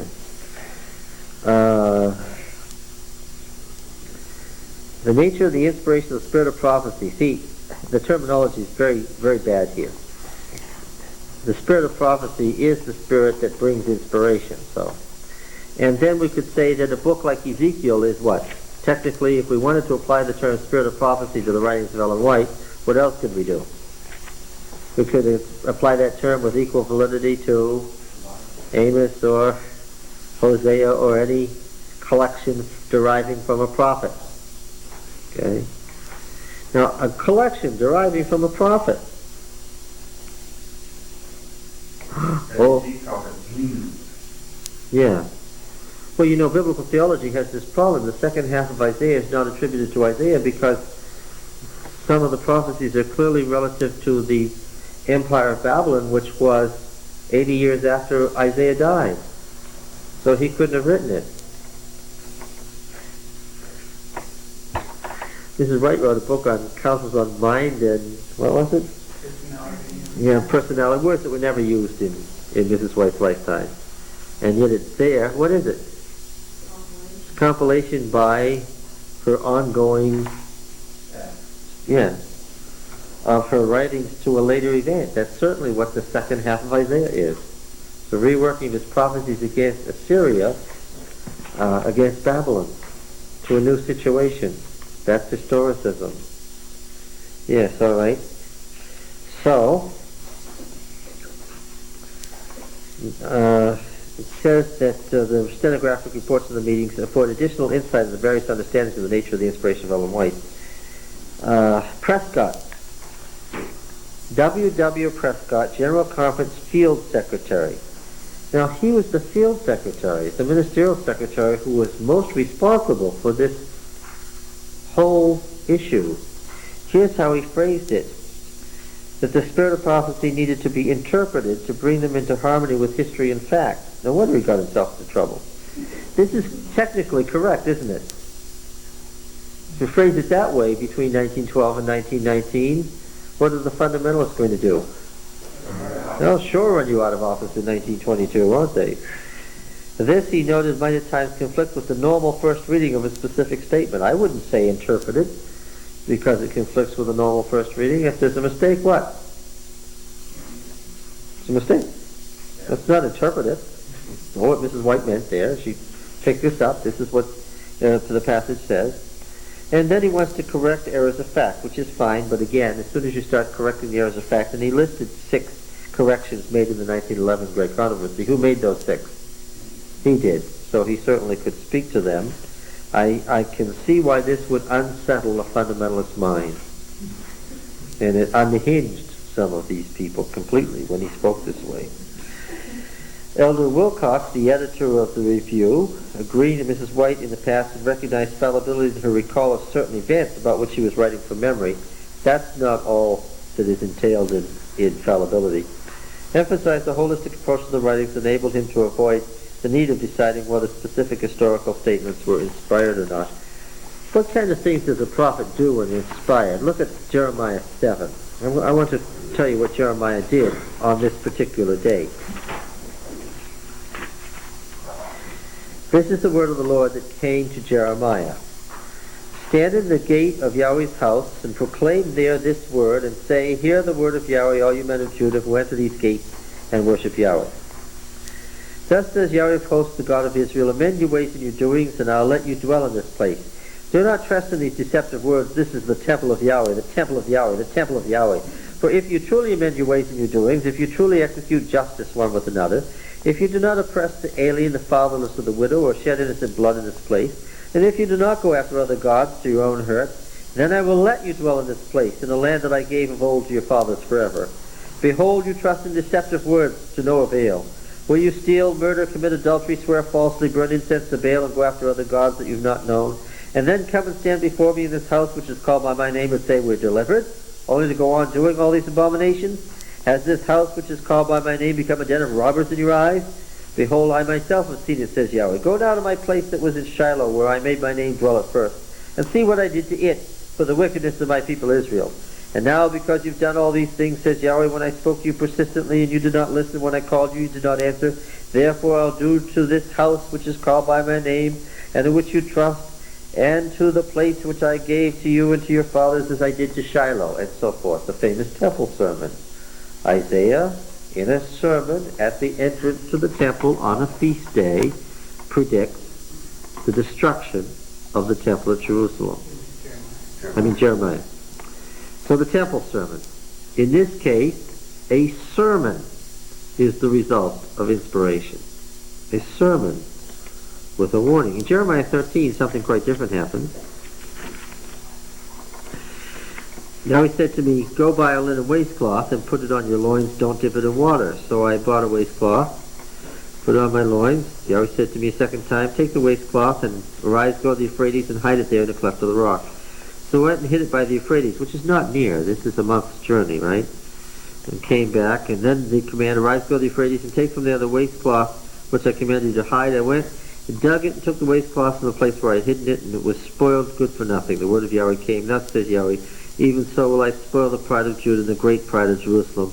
This evil people refuse to hear me, and so forth. This is what we call an acted parable, and a strange one indeed. The parable of the spoiled waistcloth, also known as Jeremiah's underwear. And you think people found this interesting? It was so odd that what? It was so odd that what? It caught people's attention. The long journey to go get the ruined underwear and bring them back. Yes, how about Jeremiah 17 verse 19? Here's another one. Here's a famous sermon. Yahweh said to me, go and stand in the Benjamin gate, by which the kings of Judah enter and go out, and all the gates of Jerusalem say, hear the word of Yahweh, you kings of Judah and all Judah, inhabitants of Jerusalem who enter these gates. Thus says Yahweh, take heed for the sake of your lives. Do not bear a burden on the Sabbath day, or bring it in by the gates of Jerusalem, and do not carry a burden out of your houses on the Sabbath, or do any work, or keep the Sabbath day holy, as I commanded your fathers.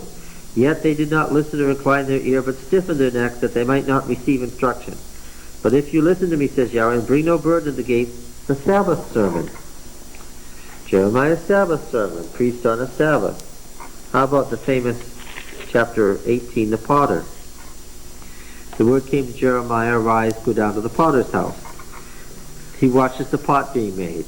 Then he watches the pot being spoiled and remade. And then he watches the pot being fired in the kiln, and when you try to remake it, it breaks. Character has become set. First there's the moldable, and then there's the ruined but remoldable, and then what? And there's the fixed.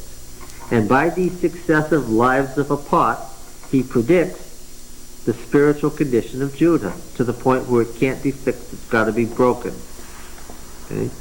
A threefold parable on the stages of Judah's spiritual journey. He takes the pot, he gets the elders of Judah to follow him down to Gehenna so he can break the pot. To hear another one of his annoying sermons. Yes. The broken flask of chapter 19 is the continuation of the series of parables on this. Chapter 24, I've alluded to earlier in this class, is the vision of the figs. Where did the content of the vision come from? The two baskets of figs in the vision. Good figs and rotten figs.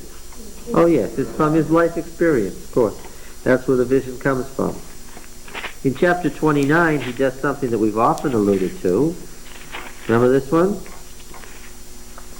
These are the words of the letter which Jeremiah the prophet sent from Jerusalem to the elders of the exiles and priests and prophets and the people whom Nebuchadnezzar had taken into exile from Jerusalem to Babylon. This was after King Jeconiah and the queen mother, the eunuchs, the princes of Judah and Jerusalem, the craftsmen and smiths had departed from Jerusalem. The letter was sent by the hand of Elasah the son of Shaphan and Gemariah the son of Hilkiah, whom Zedekiah king of Judah sent to Babylon to Nebuchadnezzar. It said, quote, thus says Yahweh of hosts. Here what? Here Jeremiah's prophetic activity is sending a prophecy via a letter telling the people in Babylon that they're going to be there for 70 years, settle down, build houses, plant vineyards, marry your children off. That's where you're going to live for the rest of your life. Okay? All right. How about chapter 36? This is a famous one.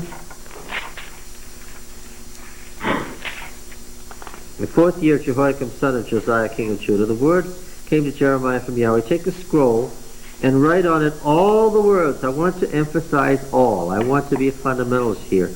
All. Write on it all the words that I've spoken to you against Israel and Judah and the nations from the day I spoke to you, from the day of Josiah until today. Well, Jeremiah had been a prophet for 23 years. If he wrote all the words in 23 years, what? That's right. That's right. And his scribe Baruch would certainly have quit that day. Okay, now, so he wrote this scroll at the dictation of Jeremiah. What's he doing? He's dictating, obviously, from what? From memory. Well, as a fundamentalist, I'll insert a miracle here. What will I do?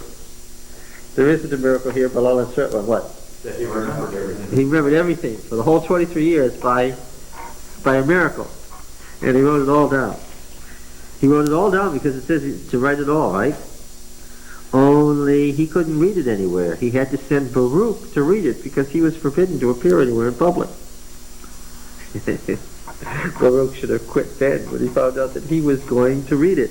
So he read it in the temple and of course ended up in terrible trouble. And he got hauled before the king. And the king and the whole king's council listened while he read the whole scroll. And it was winter, it was December, it was the winter feast, remember? And the king had a brazier with a fire on there beside the throne. And what happened as the scroll was read to the king? To indicate what he thought, he had his penknife there. He took off each column as it was read and threw it into the fire. Okay? So what happened to this scroll with all the words for 23 years? It was burned, yes. So, verse 27 says, the king burned the scroll with the words which Baruch wrote at Jeremiah's dictation. The word of Yahweh came to Jeremiah, take another scroll and write on it all the former words which were in the first scroll which Jehoiakim king of Judah burned. And concerning Jehoiakim king of Judah you shall say, thus says Yahweh, you burned this scroll, saying, why have you written in it that the king of Babylon will certainly come and destroy this land, and will cut off from it man and beast. Therefore thus says Yahweh concerning Jehoiakim king of Judah, he shall have none to sit on the throne of David, and his dead body shall be cast out into the heat by day and frost by night. And I will punish him and his offspring and his servants for their iniquity, and I will bring on them and upon the inhabitants of Jerusalem and on the men of Judah all the evil that I pronounced against them, but they would not hear. Then Jeremiah took another scroll and gave it to Baruch the scribe, the son of Neriah, who wrote on it at the dictation of Jeremiah all the words of the scroll which Jehoiakim king of Judah had burned in the fire, and many similar words were added to them. And now what do I find out? He couldn't remember it exactly word for word. Yeah, and all the words were in the first scroll. And what? Yes. And he added similar words to it the second time around. He was dictating what? From memory as he went along. And as he thought about it, the second scroll was than the first. Yeah. So that doesn't help us much if we're fundamentalists. What? Must have been. Must have been. Chapter 38, verse 17. In this one, Jeremiah said to Zedekiah, thus says Yahweh, the God of hosts, the King of Israel, I will surrender to the princes. If you surrender to the princes, the king of Babylon, then your life shall be spared, and the city will not be burned with fire, and you and your house shall live. But if you don't surrender to the princes of the king of Babylon, the city shall be given to the hand of the Chaldeans, and they'll burn it with fire, and you shall not escape from their hand. Zedekiah said, I'm afraid of the Jews who have deserted the Chaldeans, lest I be handed over to them, and they abuse me. Jeremiah said, you shall not be given to them. Obey now the voice of Yahweh in what I say to you, and it will be well with you, and your life will be spared. But if you refuse to surrender, this is the vision which Yahweh showed me. Behold, all the women left in the house of the king of Judah were being led out to the princes of the king of Babylon, and were saying, your trusted friends have deceived you and prevailed against you, now that your feet are sunk in the mire, and they turn away from you. All your wives and sons shall be led out to the Chaldeans. You yourself shall not escape from the hand, but shall be seized of the king of Babylon, and the city burned with fire. Zedekiah said to Jeremiah, let no one know these words, and you shall not die. If the princes hear that I have spoken with you, and come to you, and say to you, tell us what you said to the king, and what the king said to you, hide nothing from us, and we will not put you to death. Say to them, I made a humble plea to the king that he would not send me back to the house of Jonathan to die there. Then all the princes came to Jeremiah and asked him, and he answered them as the king instructed him. So they left off speaking with him, for the conversation had not been overheard, and Jeremiah remained in the court of the guard until the day that Jerusalem was taken. Here he has a private interview with the king, and he makes a prediction, a snatch of a vision, and the private interview is what? He keeps it secret. It was a thing just for the king. Okay? Yeah. Now, in which of these things was Jeremiah inspired? In all of them. Yes. And really, the book of Jeremiah is one result of that inspiration. Right? It's not the only thing he did. That was one byproduct of being answered by the Spirit. Right? This is not how inspiration is normally understood. That a preconceived notion of inspiration that was something somewhat different. Now then, what's the law of the prophet in Deuteronomy? Above all, the prophet's words should be truthful, right? They should come to pass, right? Is that really what it says? I think so.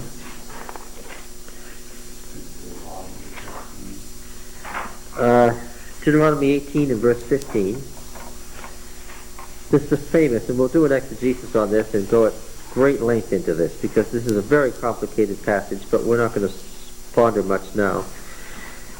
Yahweh your God will raise up for you a prophet like me from among you, from your brethren. Him you shall heed, just as you desired of Yahweh your God at Horeb on the day of the assembly, when you said, let me not hear again the voice of Yahweh my God, or see this great fire anymore, lest I die. Yahweh said, they have rightly said all they've spoken. I'll raise up for them a prophet like you from among the brethren. I'll put my words in his mouth, and he shall speak to them all that I command him. And whoever will not give heed to my words which he shall speak in my name, I myself will require it of him. But the prophet who presumes to speak a word in my name which I have not commanded him to speak, or who speaks in the name of other gods, that same prophet shall die. And if you say in your heart, how may we know the word which Yahweh has not spoken? When a prophet speaks in the name of Yahweh, if the word does not come past or come true, that is the word which Yahweh has not spoken. The prophet has spoken presumptuously. You need not be afraid of him. So it's a fearful word. It's a fearful word. So what kind of a word is it? Well, we haven't read all of Deuteronomy, but I know what kind of a word is it. The prophet here is pronouncing what kind of a thing? Yeah, a what? A curse. Yes. The prophet here is the one who pronounces the covenant curses. Okay. What was Israel's fear at Horeb? That they would what? That they would die. The prophet is pronouncing doom. That's his function. If that doesn't come true, what? Then you know the Lord hasn't sent him. It's the warnings against breach of covenant that is the prophet's function. Now what about the peace prophets who promised blessings? That was an element that wasn't considered in this passage. That was something that hadn't been considered. Jeremiah had that happen to him. Jeremiah 28. Remember this passage? Jeremiah 28. What happened with the prophet here? What? It is. All the covenant curses are conditional on what? Deuteronomy 28. All the covenant curses are conditional on what? All the covenant curses are conditional on what? Breach of covenant. The function of the prophet here is to claim breach of covenant. Yeah. In that same year, in the beginning of the reign of Zedekiah, king of Judah, in the 5th month, the 4th year, Hananiah the son of Azor, the prophet from Gibeon, remember Gibeon was an old high place where the sanctuary had been? This is a legitimate line of prophets here. The prophet from Gibeon spoke to me in the house of Yahweh in the presence of the priests and all the people, saying, thus says Yahweh of hosts, the God of Israel, I have broken the yoke of the king of Babylon. Within 2 years I'll bring back to this place all the vessels of Yahweh's house, which Nebuchadnezzar king of Babylon took away from this place and carried to Babylon. I will also bring back to this place Jehoiakim the son of Jehoiakim the king of Judah, and all the exiles from Judah who went to Babylon, says Yahweh, for I will break the yoke of the king of Babylon. Remember Jeremiah was walking around with a yoke at this time?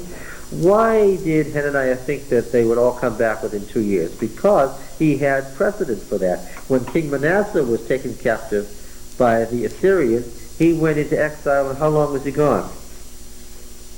When Manasseh was taken exile, how long was he gone? If you don't know, take a guess. 2 years. And he came back. And so Hananiah foresaw this same thing happening. Right?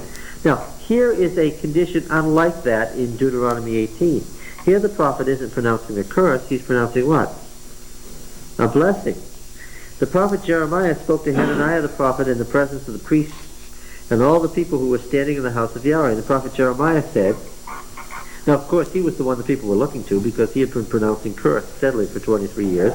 And here was this prophet from Gibeon saying that nothing like that was going to happen. That the king was coming back and they were safe. So this is a direct challenge to Jeremiah. So the people are looking at Jeremiah to see what he will do because he's been challenged. And what does he do? He says, Amen! May the Lord do so. Famous Hebrew oath of blessing. May the Lord do so. May the Lord make the words which you prophesied come true and bring back to this place from Babylon the vessels of the house of Yahweh and all the exiles. Can you tell he's not finished? Yet hear now this word which I speak in your hearing and in the hearing of all the people. The prophets who preceded you and me from ancient times prophesied war, famine, and pestilence against many countries and great kingdoms. As for the prophet who prophesies peace, when the word of that prophet comes to pass, then it will be known that Yahweh has truly sent that prophet. Jeremiah makes an argument that is an argument from experience, which is what? He's making an argument on the basis of likelihood, which is what? I said desolation and doom. You said peace and blessing. What? What's his argument? His argument is obvious that what? For years the prophet. Yeah, look, history is on my side. If what you say happens, then what? Then we'll really know that the Lord has sent you. In other words, he's saying, I wish it were so, but what? The likelihood of your prophecy even being true is what? Is nil, and if it happens, I'll believe you. Then the prophet Hananiah took the yoke bars from the neck of Jeremiah the prophet and broke them. And Hananiah spoke in the presence of all the people, saying, Thus says Yahweh, even so will I break the yoke of Nebuchadnezzar king of Babylon from the neck of all the nations within 2 years. But Jeremiah the prophet went his way. Why? He said what? Your prophecy is unlikely, it's against the tenor of history, and what?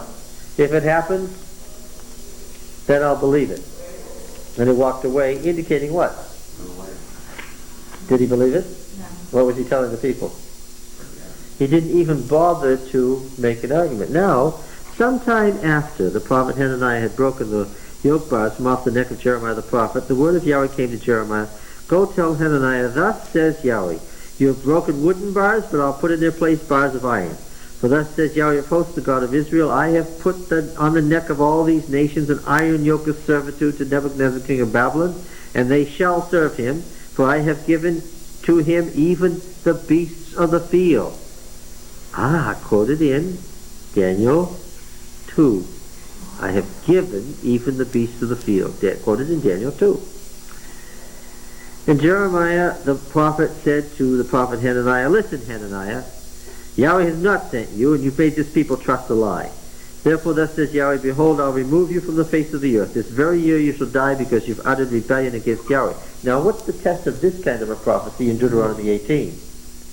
If it doesn't come to pass, what? Then Jeremiah is not a true prophet either. Yeah. And in that same year, in the 7th month, and of course what happens in the 7th month? The Day of Atonement, prophet Hananiah died. What's the purpose of prophecy? Jeremiah 23. There's only one test of prophecy in Jeremiah, and that's a moral purpose. Jeremiah 23. Concerning the prophets, verse 9. Jeremiah 23, verse 9. Concerning the prophets. I'll let you read the whole passage. Every verse from verse 9 forward is about the prophets. Verse 16 says, Thus says Yahweh of hosts, do not listen to the words of the prophets who prophesy to you, filling you with vain hopes. They speak visions of their own minds, not from the mouth of Yahweh. They say continually to those who despise the word of Yahweh, It shall be well with you. And to everyone who stubbornly follows his own heart, they say, No evil shall come upon you. For who among them has stood in the counsel of the Lord? What was the prophet's special role? He was a member of the divine council. He was the Melech Yahweh. Who among them has stood in the counsel of Yahweh to perceive his word, or who has given heed to his word and listened? Behold, the storm of Yahweh, wrath has gone forth, a whirling tempest, it will burst on the head of the wicked. The anger of Yahweh will not turn back until he's executed and accomplished the intent of his mind. In the latter days you will understand it clearly. I did not send the prophets, yet they ran. I did not speak to them, yet they prophesied. But if they had stood in my counsel, then they would have proclaimed my words to the people, and they would have turned them from their evil ways and from the evil of their doing. Read this whole chapter, Jeremiah 23. The test of prophecy is the moral test. It's the final test, whether or not the prophet turns the people from their evil ways.